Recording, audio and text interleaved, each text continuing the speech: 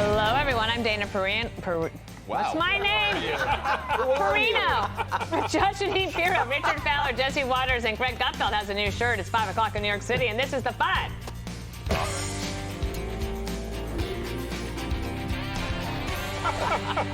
In just 90 minutes from now, Joe Biden, who presumably will know his own name, will face the biggest test in his 50-year-long political career, a high-stakes solo news conference, his presidency, his legacy, and his re-election campaign all on the line.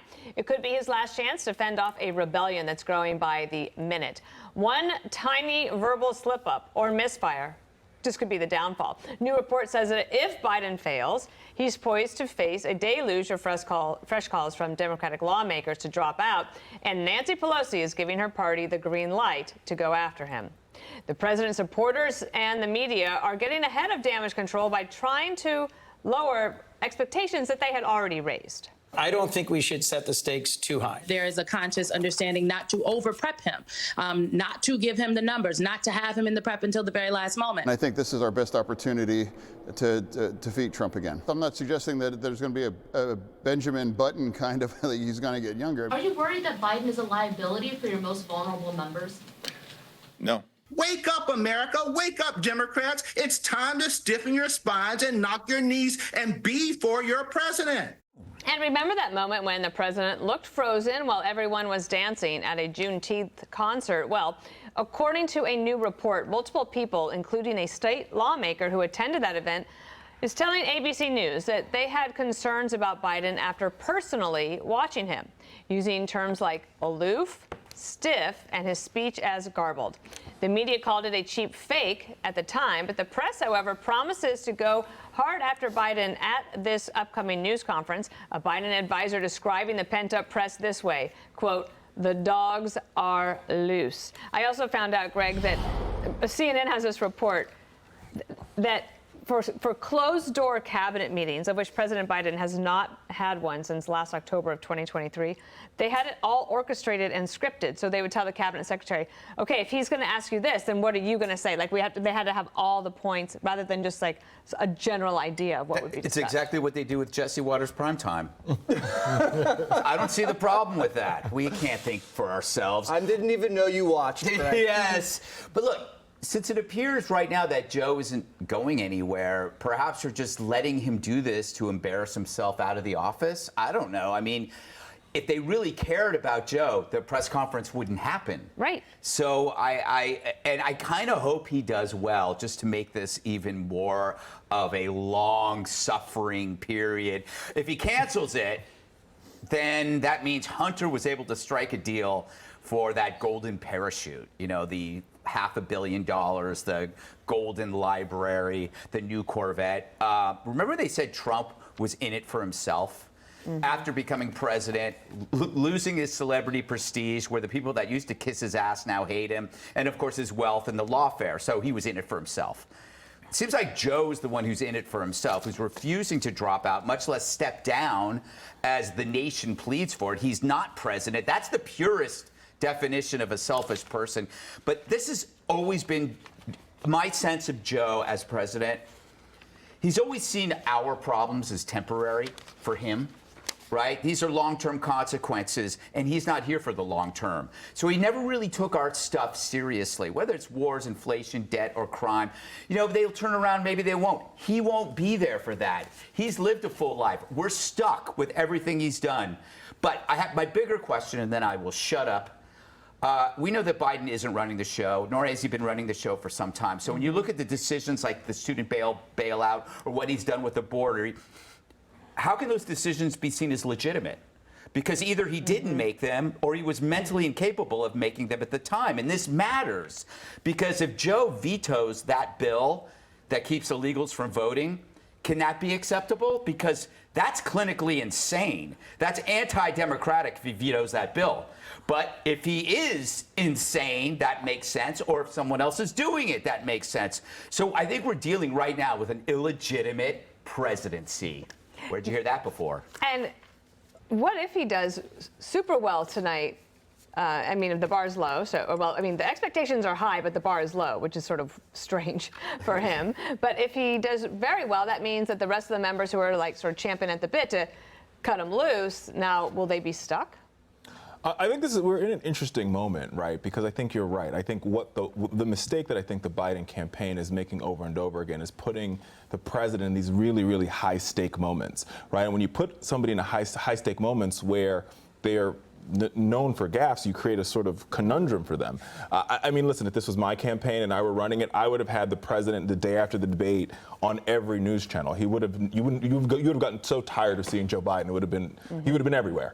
Because the whole ideal is, what the campaign is trying to prove is that he's good, he's fine, everything's okay here, nothing to see here. So in order for you to get nothing to see here, you should see a lot of them. Right. And I think therein lies the problem. And I'm sure if you talk to the folks on the campaign, they'd rather be having a conversation about Project 2025. They'd rather be talking about why, Vice President Mike Pence is not endorsing Donald Trump, or a majority of Donald Trump's former cabinet's not endorsing him. But in this moment, the news cycle is, can Joe Biden make it to the convention? Can Joe Biden make it to the election, right? The good news here, the silver lining for the Biden team is that a majority of these polls don't have the state, I'm talking about the battleground states, the blue wall, Pennsylvania, Michigan, Wisconsin, have this race sort of in the margin of error, even though Trump is up in most of them. That's the good news, and that's a silver lining in this cloud. It's a very, very thin silver lining, but that's the silver lining.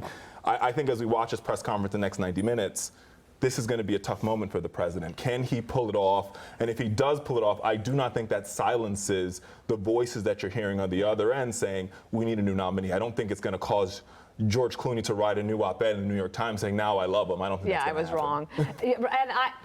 And I'm on record saying I think they should have canceled the press conference for his own good, save him the embarrassment. But if he does super well, I mean, I'm not going to change my opinion about what is ultimately going to happen here, because I think that it is happening, and he will not be the nominee at this point. Well, I think the first thing people should think about is the date today. Today is July 11th. Today is the day that Donald Trump was supposed to be sentenced on those 34 felony counts. Today was the day when people wondered if he'd be going to jail and what Judge Merchant would sentence him to. And that instead of Donald Trump being sentenced to jail or anything else, that case has been put off. And right now, we've got Joe Biden, who thought he was riding high with this warfare, this illegitimate lawfare that he was engaged in. And now Joe Biden is holding on himself for dear life. The irony of what's going on in America today just shows you how politics can be crazy. Everything is upside down. The Republicans want Joe Biden to do well. The Democrats want him to fail. That way they can get rid of him for once and for all. But make no mistake, it was Joe Biden who grabbed the shovel to dig his own political grave, Dana, when, contrary to what you think, he wanted to do that debate. And he wanted to do this presser, and it tells me that they have been talking to him for some time about whether or not he can continue or whether or not he should continue. And this presser today, in 90 minutes, I think the die is cast. I think that the press is furious, as well they should be, although, there's a little bit too much fury because they live in that fishbowl and they covered up a lot themselves. They could find out, how many times a neurologist is going to the residence, that kind of thing. But make no mistake that these people saying these concerns we had on Juneteenth, and Clooney 3 weeks ago, and Chuck Todd 2 years ago.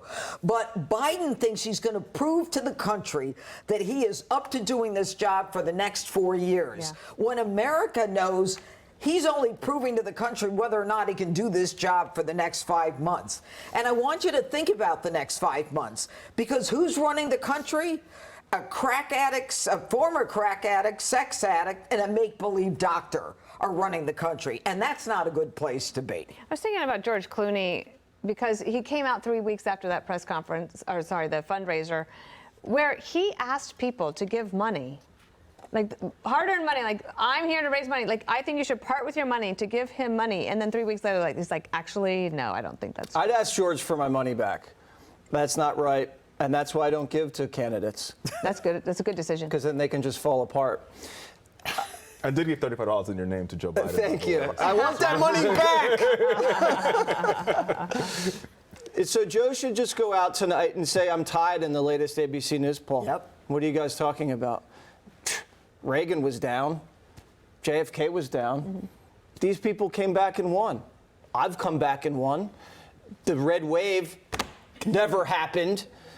I would just throw that right in their face, and then I would stop criticizing Democrats, because that's what the Democrats are getting mad at, is Joe's just criticizing them. And he needs to make this about Trump again. He said, I beat him once, I'm going to beat him again. And we're running to restore democracy, and you guys want to rip away millions of people who voted for me. You can't just change the rules in the middle of an election and just say, oh, you know what? My candidate's probably going to lose. The polls are bad. Let's just rip them off the ticket. When has that ever happened before? It's never happened before in the history of this country, when just because a candidate is down in the polls, right before the convention, he's gone. They're not ripping him off this ticket because of his mental state. They're ripping him off because they think he's going to lose. The Democrats can't lose one election? It's one election, Richard. And Trump's only going to get in for 4 more years, and then you guys will get back with Gavin. Everybody knows. So it's like lose an election. Like you're just going to just throw this democracy up in the air and just shoot it with a cannon?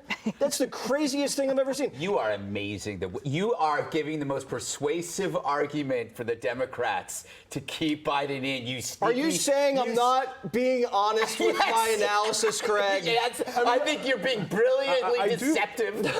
But I mean, to Jesse's point, I think the problem for Democrats in this moment is they read Project 2025 and they think, which is written by a lot of former Trump cabinet members, and they think to themselves, if this is what Trump is going to do, then we need something to stop it, because it's very scary when you read it. I've read some pages of it. Lose the election. You can't win with Joe. You can't win with Kamala. I think no matter who it is, that I still think it's going to be a very close election. I do. Like some of those, like it's the fact that it's tied, right? Especially with those mail-in votes. But also the Trump campaign is basically not having to worry about 3 additional battleground states: Georgia, what are the other 2, and Nevada. And Arizona is still a possibility of a problem. North Carolina. It's North Carolina, thank you. But they're adding some other battleground states like New Hampshire. So it's interesting. It is interesting, at least, right? Click here to subscribe to the Fox News YouTube page to catch our hottest interviews and most compelling analysis. You won't get it anywhere else.